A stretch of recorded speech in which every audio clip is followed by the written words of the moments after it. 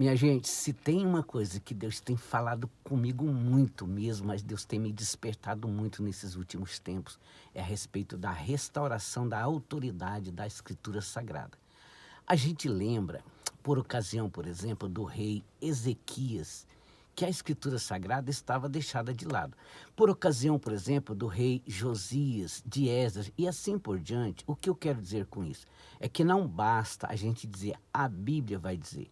A Bíblia vai dizer, olha, todas as religiões, praticamente todas, eles se baseiam na Bíblia Sagrada. Quando eu falo de resgatar a autoridade da Escritura Sagrada, eu estou falando de algo muito mais profundo. Eu estou falando da gente conseguir compreender o que realmente a Escritura Sagrada diz para nós em todo o seu conteúdo. E aí a gente vai chegar, sabe, na qual conclusão?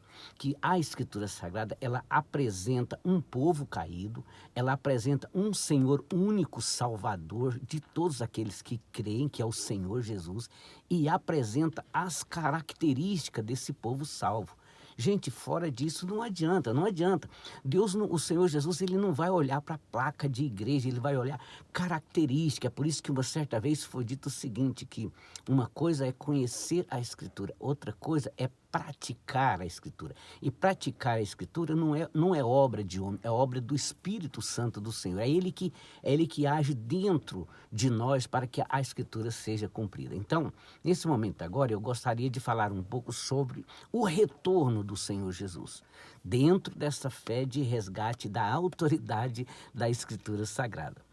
O Senhor Jesus afirmou que o seu retorno será um evento glorioso, global, comparado com um relâmpago que alumia todo o céu. Ele prometeu voltar para buscar os seus seguidores e levá-los para as moradas preparadas no céu. A vinda ocorrerá de forma inesperada, sem dia e hora definido. Pontos principais sobre o retorno do Senhor Jesus, um evento que todo olho verá, isso é, em duas fases, ou seja, na primeira fase ele vem nas nuvens e ela arrebata a sua igreja, na segunda fase ele vem com a igreja e todo olho o verá. É isso que explica, vindo sobre as nuvens, acompanhado por anjos, voltará para buscar a sua noiva, sinais.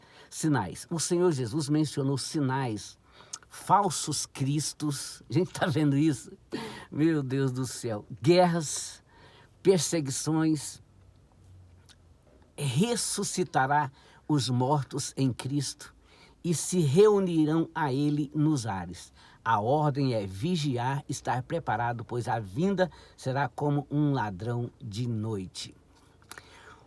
Olha, minha gente, nós estamos vivendo tempos de guerras, tempos de terremotos, tempos de que mais? De esfriamento da fé. Meu Deus do céu, todos os sinais que foram antecipados e que o Espírito Santo, usando profetas, juízes, reis, apóstolos, pessoas que andaram com Deus, anunciar, o próprio Senhor Jesus anunciou estes sinais sobre o seu retorno. Agora veja bem, se ele anunciou que ele voltará, como que a gente pode ter dúvida se ele vai voltar ou não? Ele mesmo anunciou. E estes sinais que eu acabei de falar aqui são os principais sinais que anunciam que o retorno dele está muito próximo. Sinais do retorno do Senhor Jesus. Olha só, aumento de guerras, terremotos, fomes e pestes, princípio das dores.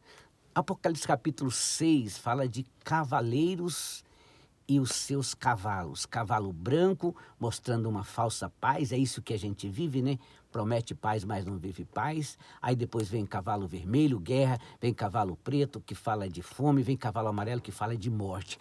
Tudo isso nós estamos já vivenciando. Pastor, então será que a gente já está vivendo a chamada grande tribulação? Acredito que não. Eu acredito que haverá um tempo muito pior do que esse que nós estamos vivendo. Porque mesmo nessas tribulações que a gente está vivendo, as pessoas estão ainda tranquilo, sempre, né, sem buscar o Senhor. Nós acreditamos que haverá um tempo muito mais difícil do que esse que nós já estamos vivendo. Aí sim, esses sinais se cumprirão de uma maneira muito mais total e íntegra. viu? Sinal do fim dos tempos. Os sinais geopolíticos naturais. O aumento do conflito. Olha, o aumento do conflito entre as nações. Guerras, rumores de guerras. Fomes, pestes e grandes terremotos. Sinais sociais e espirituais. Esfriamento do amor ao próximo, aumento da iniquidade e o surgimento de falsos cristos e falsos profetas que enganarão a muitos. Meu Deus do céu, hoje nós estamos vendo aí homens que se diziam homens de Deus sendo investigados por causa de corrupção, alguns até sendo presos, mas isso não é o pior. Nós estamos vivendo numa época em que as pessoas acham que ser crente, ser cristão, é brincar com a fé.